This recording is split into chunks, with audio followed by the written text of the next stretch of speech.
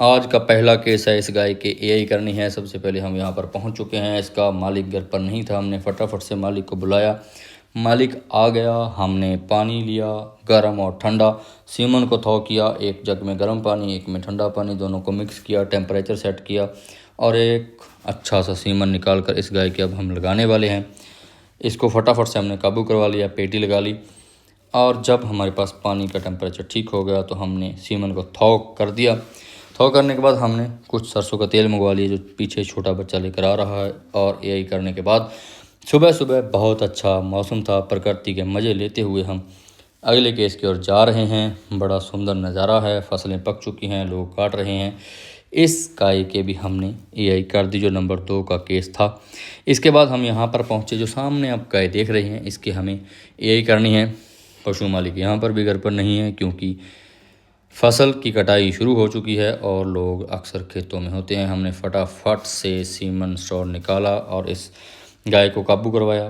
पड़ोस के एक सदस्य को बुलाकर और उसमें एआई कर दी। उसी पड़ोस के सदस्य की अब हमें एक गाय की पीढ़ी करनी है तो हम फटाफट जा रहे हैं। उन्होंने सामने जाकर गाय को काबू कर रखा है, वो सामने आप देख रहे हैं। गाय को काबू करने के बाद हमने उसकी पीढ़ी की। गाय प्रेग्नेंट निकली, सुपर निकली। इसके बाद इस गाय के पास पहुंच गए। ये जो आप रेड वाली गाय देख रहे हैं इसकी हल्का प्रोलैप्स की शिकायत थी, यानी इसके बाहर पड़ रहा था, यानी फूल दिखा रही थी। तो हमने इसका ट्रीटमेंट शुरू किया, इसको पेटी लगवाई। जो इसका ट्रीटमेंट होता है, जो इसका प्रोटोकॉल होता है वो हमने पूरा किया। लेकिन जैसे ही इंजेक्शन लगाने के लिए उसके पास गए, गाय आराम से बैठ गई। तो हमने भी सोचा चलो बैठी गई लगा देते हैं।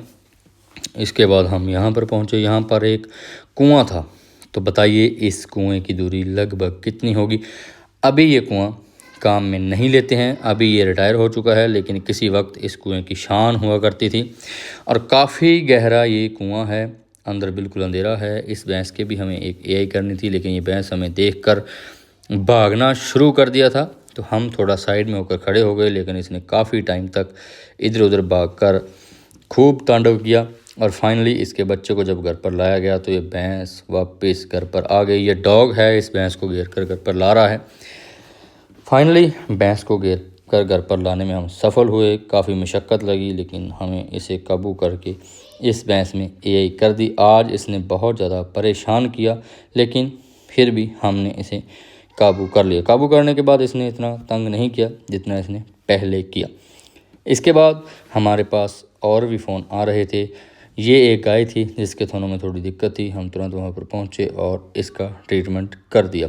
इसका ट्रीटमेंट करने के बाद हमें एक और एआई करनी थी, जो काफ़ी समय से हमारे पास फ़ोन आ रहा था। हम तुरंत वहाँ पर भी पहुँचे। सामने किसी एक गाय की एआई करनी थी, फटाफट से उसको भी काबू करवाया और एआई कर दी। इसका भी फ़ोन आए हुए काफ़ी समय हो गया था। बहुत अच्छा माहौल है, अच्छा पशुओं का बिशावन है, बहुत अच्छी लोकेशन है। इस तरह की लोकेशन में रहकर पशु अक्सर खुश होते हैं। इस तरह आज का हमारा दिन रहा। मिलते हैं किसी और वीडियो में, तब तक के लिए नमस्कार।